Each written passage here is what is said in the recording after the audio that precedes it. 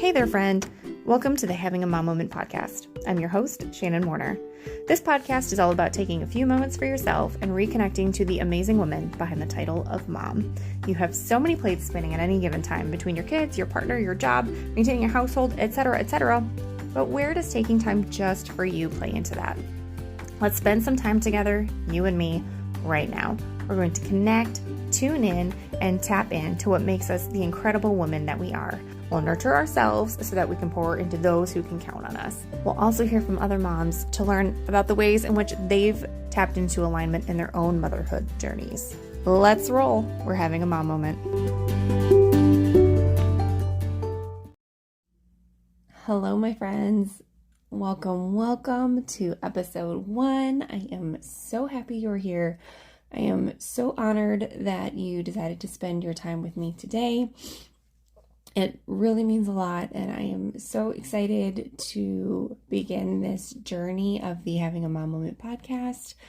I had the idea for having a mom moment back in 2017 when my daughter was a few months old, and I had realized that despite all your preparations for having a baby and all of the adjustments that you have to make in your life, there is not a whole lot of space out there for moms just to reconnect with themselves, make time for themselves, make time for their interests, make time for caring for themselves in a way that allows them to be fulfilled and more present, and therefore being more available for their families. So I've kind of been letting this idea ruminate for years, and life has gotten in the way, and 2023 has presented me with some additional time, so it's go time. It's time to do this. So a little about me. Like I mentioned, I had my first daughter back in 2017, so I am 6 years into my own motherhood journey, and some days I feel like I'm nailing it, and other days I feel like I have absolutely no idea what I'm doing at all. We added another baby to the mix last year in early 2022. So at the time of recording, my two kiddos are Emerson, 6, and her little sister Everly, who is now 15 months and in the throes of teething. One thing I can say about having kids with quite the age gap, which was intentional on our part, is you forget everything about the stages and phases of infancy and toddlerhood with the first one. Enough time goes past where you forget all of those pieces that are, more challenging. The other night, for example, she decided to wake up and party for about 3 hours. So that was great. Yeah. Don't remember that from the first time around. So anyway, I realized how hard, even just with having the one child, how hard it is to juggle all the things.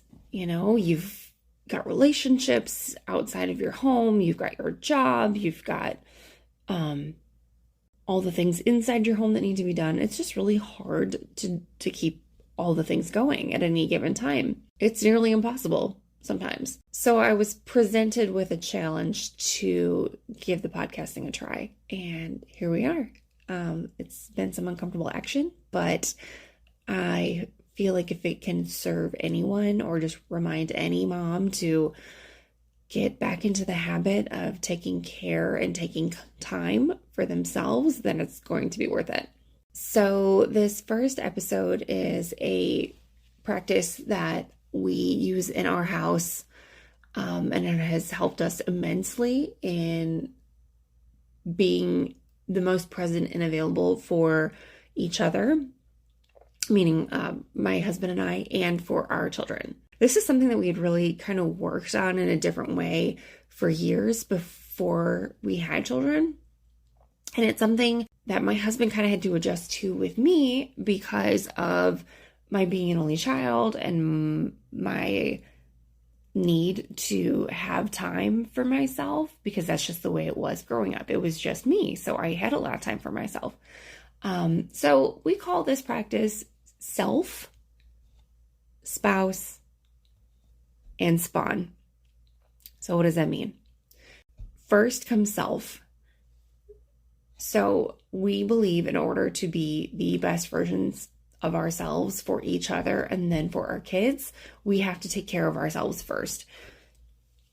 And I'm not talking about just the basic things. Obviously, basic hygiene and feeding yourself and those things are a given. You have to do those things.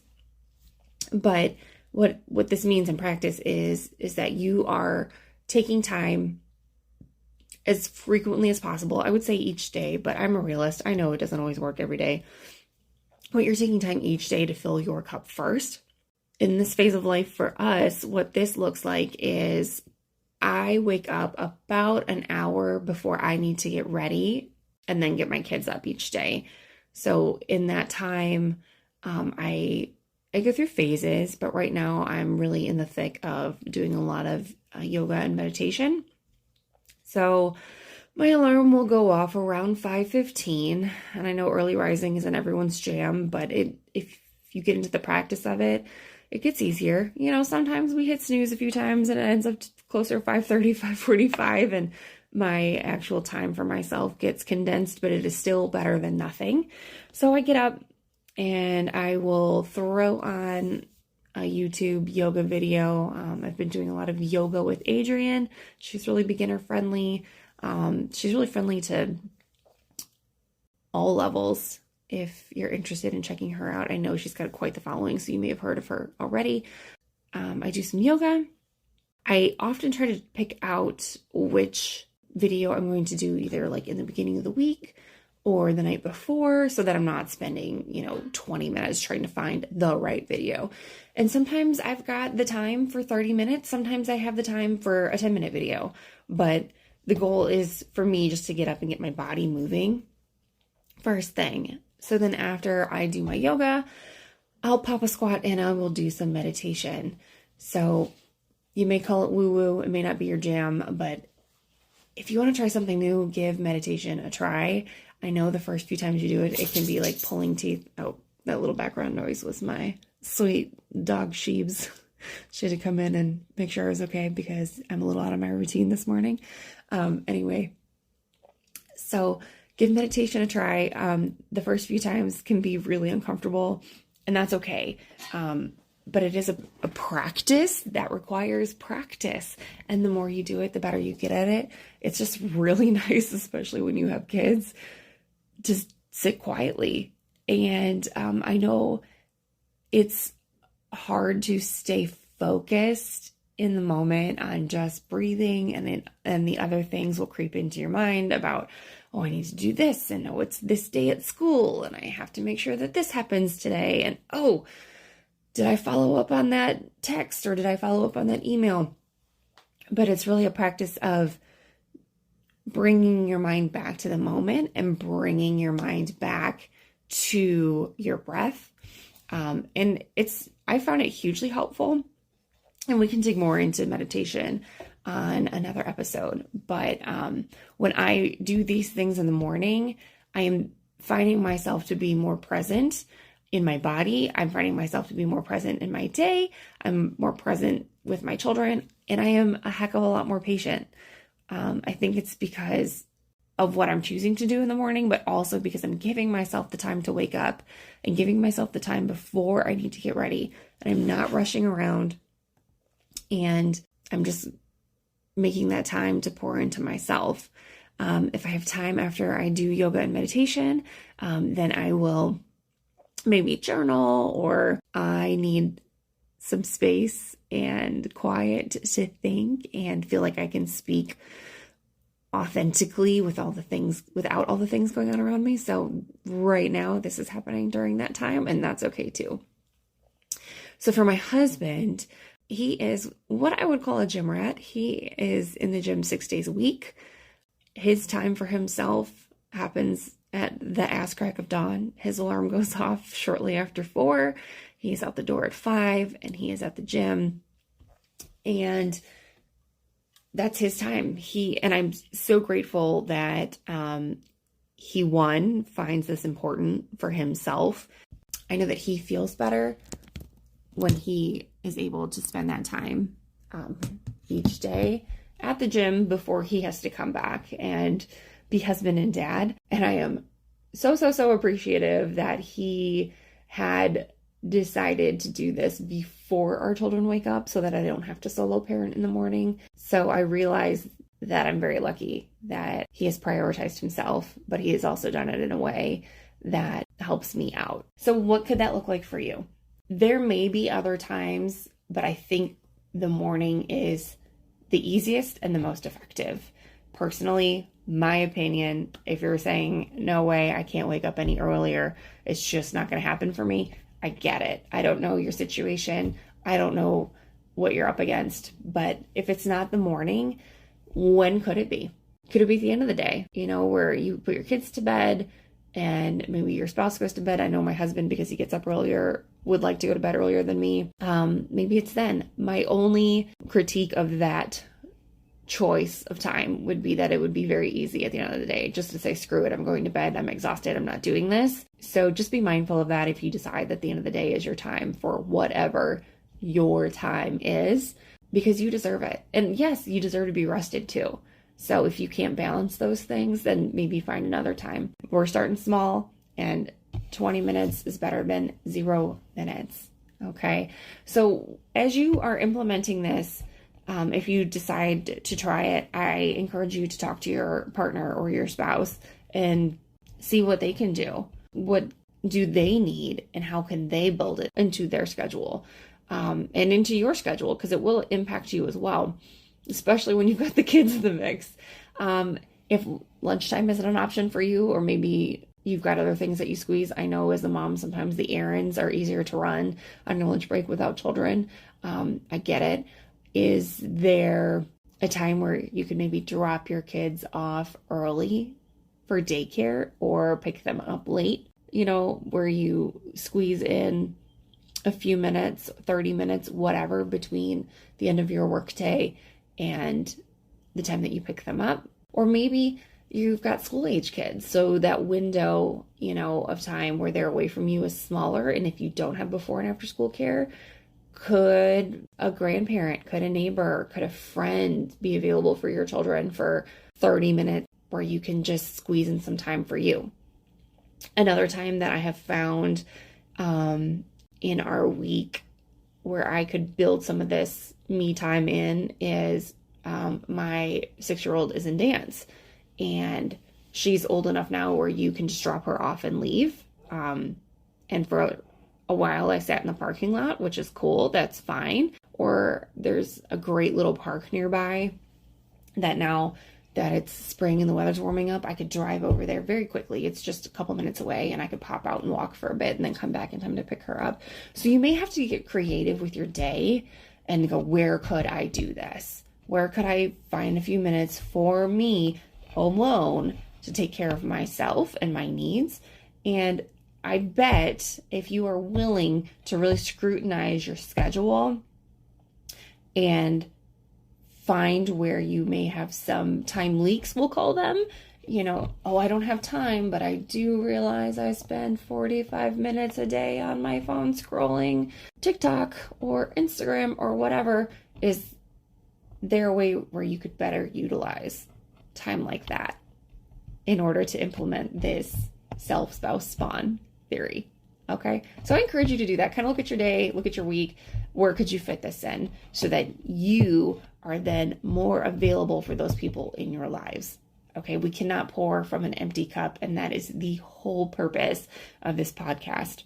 We are done with the martyrdom of motherhood. Okay. We cannot always control our circumstances. We can't control that we have to work. We can't control the hours that our kids have to go to school, or the hours that daycare is open, or, all of our responsibilities. I know we can't ignore those, but we can't ignore our own needs either. We have to take care of ourselves. Okay. We have to, period. The end of story. We have to. All right.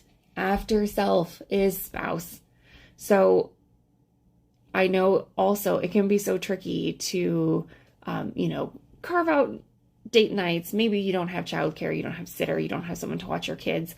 But we have to prioritize our relationship with our partner to be the best parents, in my opinion. If you want to be a united front with your partner, your spouse, your husband, you guys have to be on the same page. You have to find time to connect. You have to find time to nurture your relationship.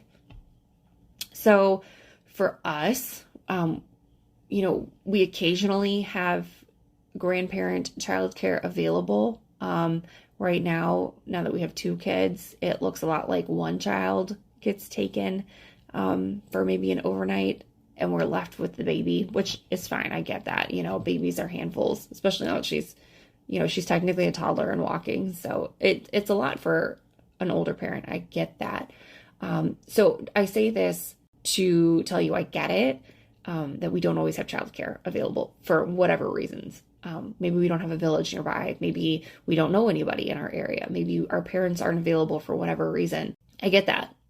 So we have to get creative again. All right. You have to become so resourceful as a parent. So I know you can find some time where you can connect with your spouse. For my husband and I, a lot of times it looks like on our lunch break, we'll coordinate our lunch times and we'll go do something together. Sometimes it's just running an errand, but even just having a few moments in the car without the children, yelling in the back as they tend to do is nice. We were trying to get in the habit of once a month taking a lunch together and going to a nearby restaurant and calling it like our lunch date. And it's nice when you carve out the time, you set the date, you put it on the calendar.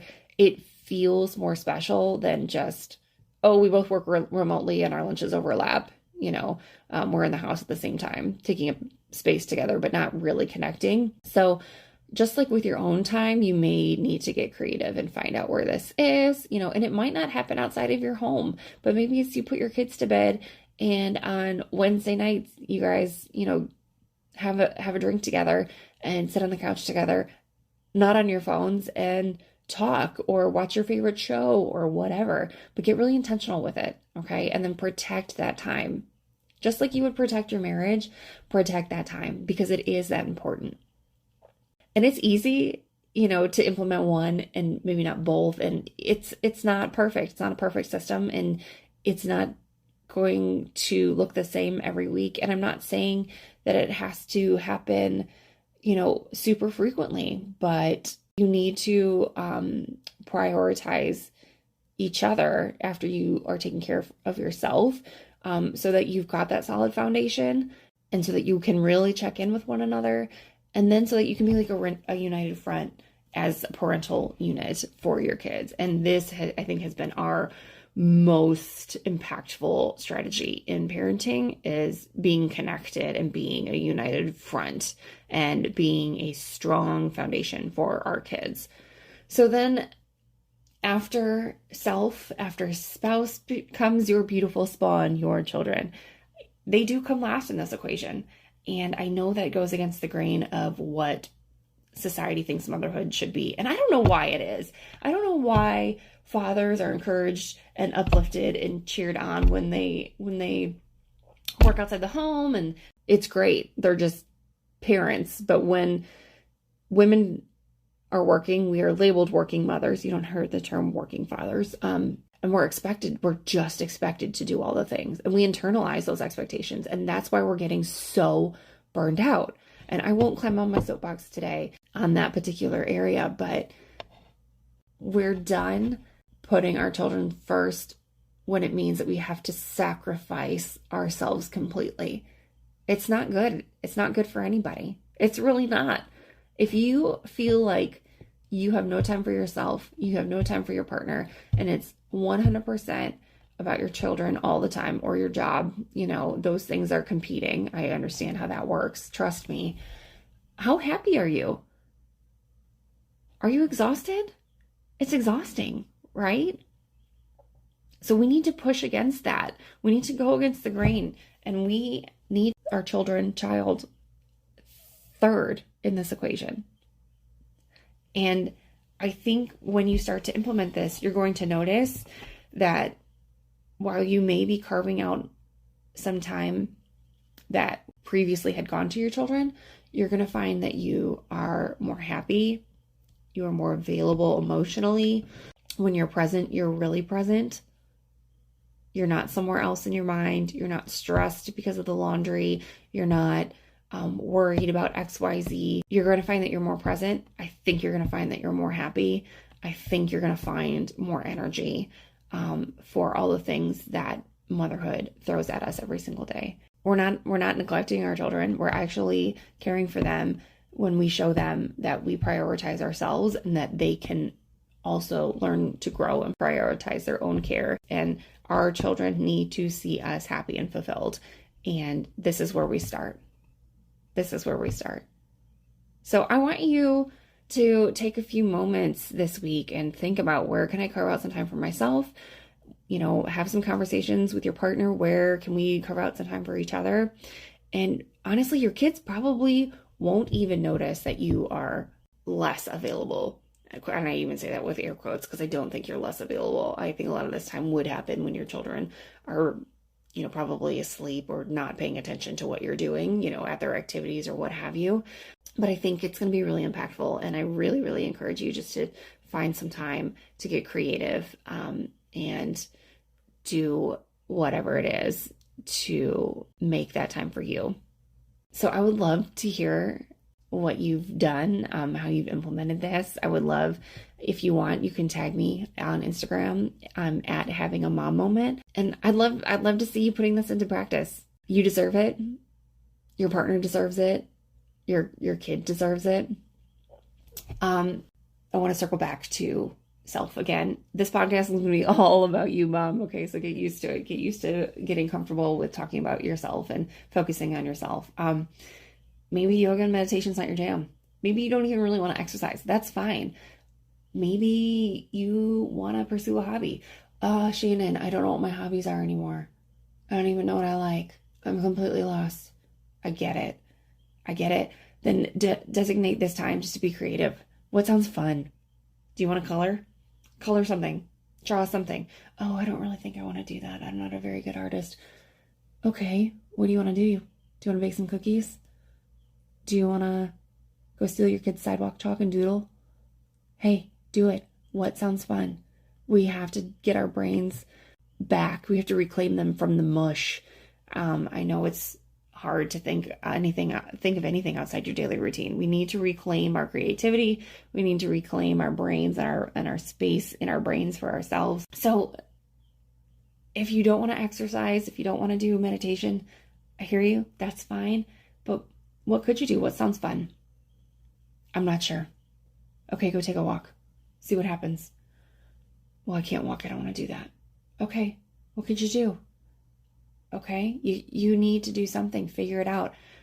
Follow the little breadcrumbs. What sounds exciting? Try it. Oh, I've always wanted to learn to do that. Cool, do it.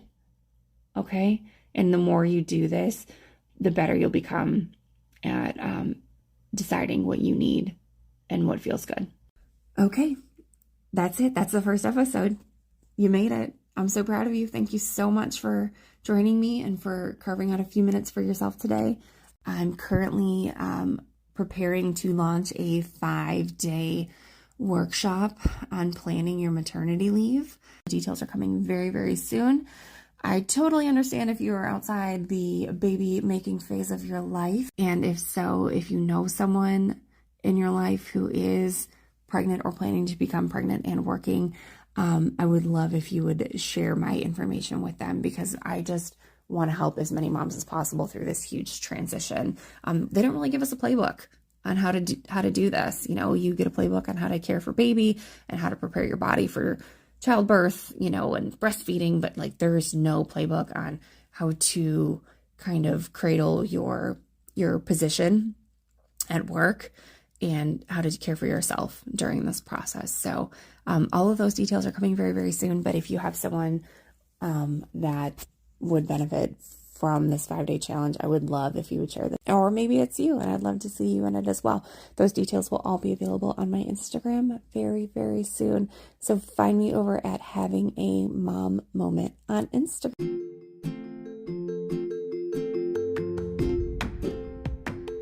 We did it. The first episode of the Having a Mom Moment podcast is in the books. Thank you so, so much for joining me. And I want to leave you with this. It's something I heard from my mentor this week, and I think everyone needs to hear it. I want to shout it from the rooftops. Your commitment to your alignment trumps all. We'll talk a lot more about that in upcoming episodes and how important finding and staying in your alignment is, but just something for you to mull over today. Until next time, you are amazing, you are loved, and in case no one has told you today, I am so proud of you. Until next time, Mama. Bye.